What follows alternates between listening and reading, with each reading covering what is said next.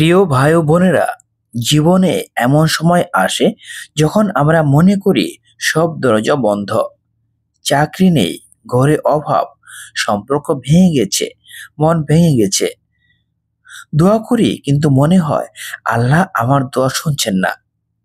কিন্তু ভাই ও বোনেরা, আল্লাহ কখনো দোয়া ফিরিয়ে দেন না। তিনি শুধু বলেন, সময়টা এখন নয় আমার বান্দা, আমি তোমার জন্য এর চেয়ে ভালো কিছু রেখেছি। আজ আমি আপনাদের সামনে এমন এক বাস্তব কাহিনী বলবো যা আধুনিক যুগে ঘটেছে।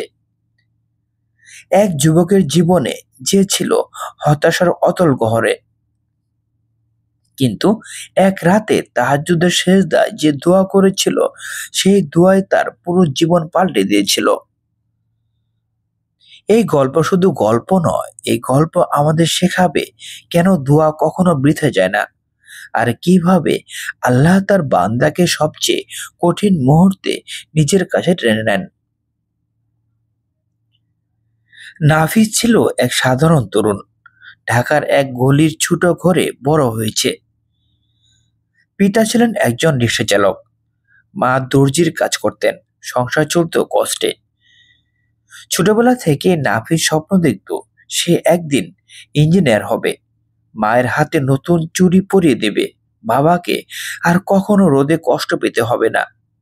কিন্তু জীবন সবসময় স্বপ্নের মতো নয়। পিতার মৃত্যু, বিশ্ববিদ্যালয়ের টিউশন বন্ধ, বন্ধুরা দূরে সরে যাওয়া, সব মিলিয়ে নাফিস যেন ভেঙে পড়ল। একদিন সে বসে কাঁদতে কাঁদতে বলছিল, হে আল্লাহ, আমি আর পারছি না, তুমি কি আমাকে ভুলে গেছ? তারপর দীর্ঘ নিস্তব্ধতা। কিন্তু আকাশের ওপারে কেউ চুপ করেছিলেন না। নাফিসের জীবন তখন যেন এক অন্ধকার সুড়ঙ্গ। দিনে গিয়েছে চাকরি খুঁজে, রাতে ফিরেছে হতাশ হয়ে। বাড়িওয়ালা ভাড়া চাইছে, মা অসুস্থ, ওষুধ কেনার টাকা নেই। এক রাতে মা কাশতে কাশতে বললেন, বাবা, তুমি চিন্তা করো না, আল্লাহ আছেন।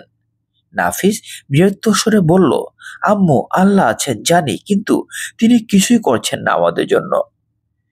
এই কথা শুনে মা চুপ হয়ে গেলেন। চোখে জল নিয়ে বললেন, আল্লাহ কখনো তার বান্দাকে ছেড়ে দেন না, শুধু পরীক্ষা নেন। সেই রাতে নাফিস ঘুমাতে পারছিল না। বাতাসে ছিল কষ্ট, বুকের ভেতরে ছিল কান্না। সে এক মুহূর্তের জন্য সেজদায় পড়ে বলল, হে আল্লাহ, আমি তোমার কাছে ফিরে এলাম। তুমি যদি আমার সাহায্য না করো, আমি হারিয়ে যাব। সেই রাতে ছিল শুক্রবার। বৃষ্টি হচ্ছিল, বিদ্যুৎ নেই, চারদিক নিস্তব্ধ।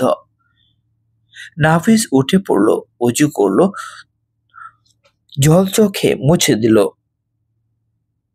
তারপর বিছানার এক পাশে চাদর বিছিয়ে নামলো তাহাজ্জুদের নামাজে। সজুদে গিয়ে সে আর কাঁদা থামাতে পারল না। হে আল্লাহ, আমি তোমার কাছে কিছু চাই না, শুধু চাই তুমি আমার জীবনে ফের একটুখানি আলো দাও। নাফিস অবাক হলো।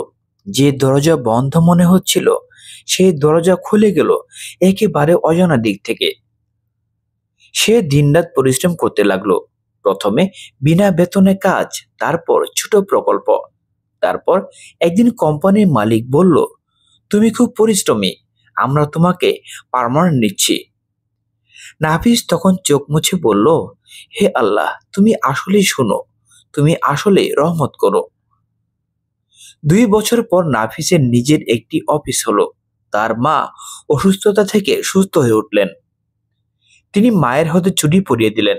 চোখে জল নিয়ে বলল, আম্মু, মনে আছে আমি বলেছিলাম একদিন দিব? মা শুধু বলল, বাবা, আমি তো তখনই পেয়েছিলাম যেদিন তোমার কান্না আল্লাহ সাড়া দিয়েছিলেন।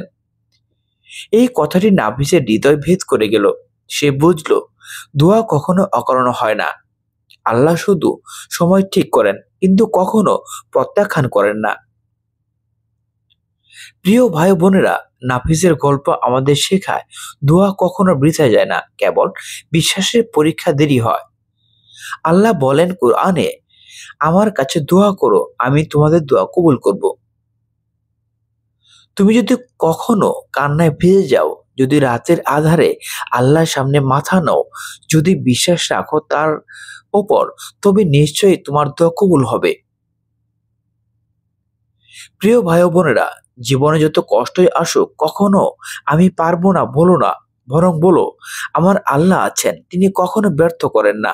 যেমন আল্লাহ নাফিসের দোয়া কবুল করেছিলেন, তেমনি তিনি তোমার, আমার, আমাদের সকলের দোয়া কবুল করবেন। শুধু একটুখানি ধৈর্য, একটুখানি বিশ্বাস আর সেজদার কান্না চাই।